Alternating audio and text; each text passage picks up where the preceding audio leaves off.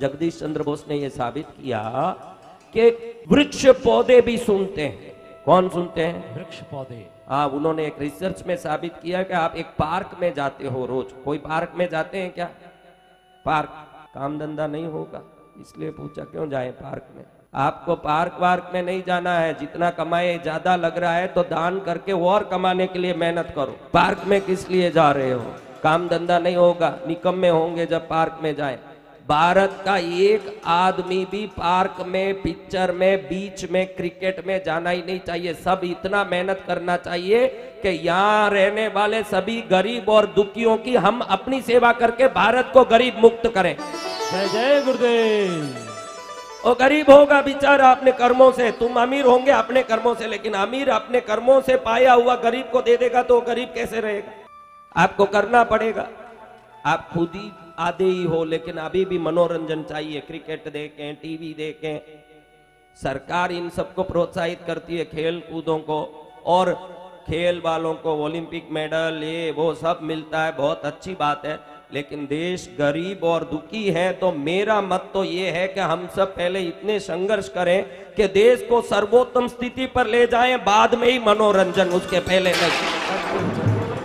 हम लोग संत एक अन्न मुंह में डाले बगैर सुबह 9 बजे पूजा में जाएं, 2:30 बजे वहां से आए, 2:30 बजे खत्म बैठे, 5 बजे वहां से आए, 5 बजे हवन में बैठे, 8:30 बजे वहां से आए, 8:30 बजे आए, फिर 10:30 बजे साधना में जाएं, रात में 1-2 बजे वापस आए। हम कर सकते हैं तो तुम भी कर सकते हो। पार्क में क्यों जा रहे हो? क्या काम है पार्क में तुमको? पार्क में जाने नहीं आए हम तो अपने कर्मों को पार्क में नहीं, BMW कार लेके पार्किंग करने की जन्म लो।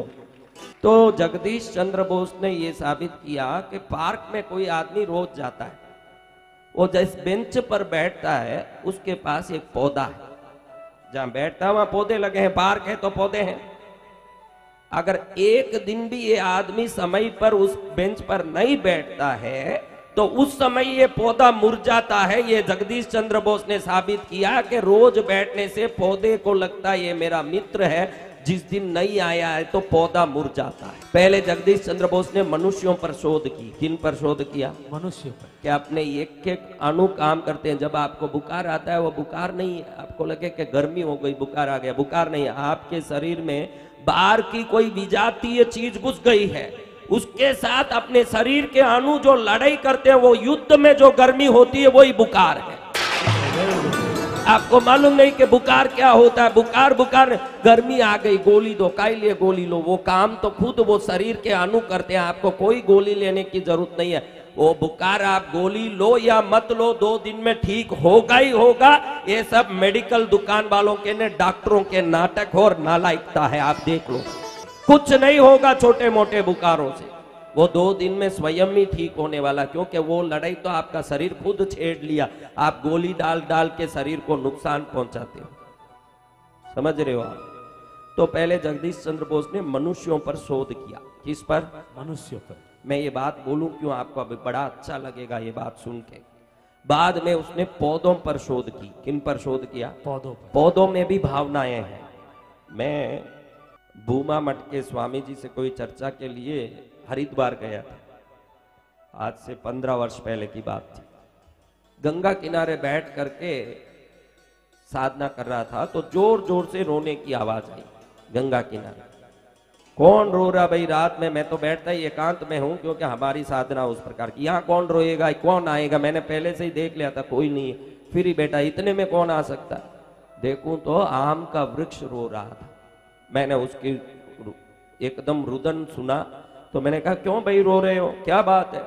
वृक्ष ने कहा कोई नहीं, देखो आसपास ये पूरी रेती रेती है, इसमें मेरे को बोया, मैं अकेला खड़ा हूं। मैंने बोला कि तू अकेला है तो क्या है, तुझे देखने, इस गंगा को देखने लाखों लोग रोज सुबह से शाम आते हैं, तू लाखों में अकेला नहीं है। खुश हो गया वृक्ष। साधकों को वृक्ष पशु पक्षी की भाषा आती है। किनकी भाषा? आपको तो घर वालों की भी सुनो तो दया नहीं आए, पशु पक्षी और वृक्ष की तो दूर की बात। अपना घर का आदमी रोता रहेगा तो रोता होगा नालायक, अपने क्या, चलो अपने रास्ते पर। आजकल तो हम देखते हैं कि गलियों में कोई कांड होता है, कोई रेप हो रहा है, कोई मर्डर हो रहा है, तो आदमी बचाना छोड़ के वीडियो लेने लगता है उधर खड़े खड़े, उसका लाइव वीडियो लेके फेसबुक में डालेगा। ये जमाना आया है।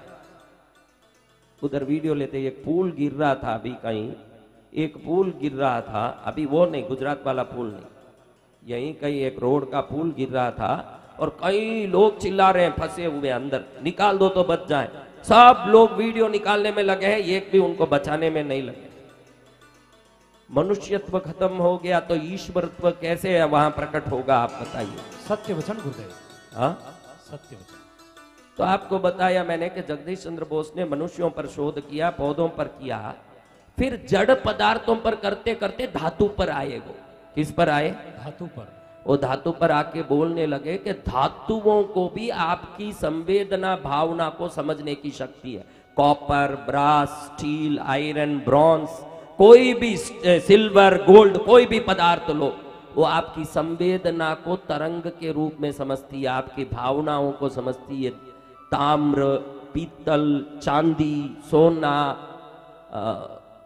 लोहा, ये सब आपकी भावना को समझने की शक्ति रखती है। बाद में जगदीश चंद्र बोस ने प्रूफ किया, लोहे के सिवाय, एल्युमिनियम के सिवाय, पीतल में, सोने में आपकी भावनाओं को समझ के वापस आपको शुभ देने की तरंग बहुत ज्यादा है। इसको जगदीश चंद्र बोस ने करीब 50-70 वर्ष पहले बताया हमको, और युगों युगों से हम इन ताम्र पत्रों में यंत्र बना के घर में रख के आशीर्वाद लेते हैं। ऋषि मुनियों ने जगदीश चंद्र बोस के कहने के युगों पहले ये काम कर दिया। हम जो घर में तांबे के, पीतल के यंत्र रखते हैं, क्यों भाई एक ईंट पर बना के नहीं रख सकते? हाँ, भोजपत्री नाम सुना होगा आपने, भोजपत्री कभी सुना है? भोजपत्री नाम देखा है? तो ये भोजपत्री में आप मन में जो सोचो वो देने की ताकत होती है, उसके अंदर इतना प्राण है। इसीलिए पुराने जमाने में भोजपत्री में अष्टगंत्र से यंत्र लिखे जाते थे। वो यंत्र की शक्ति, भोजपत्र की शक्ति और आपकी मन की शक्ति, ये त्रिवेणी संगम जब हो जाता, मन चाहा आशीर्वाद उसमें से प्राप्त होता। जय गुरुदेव।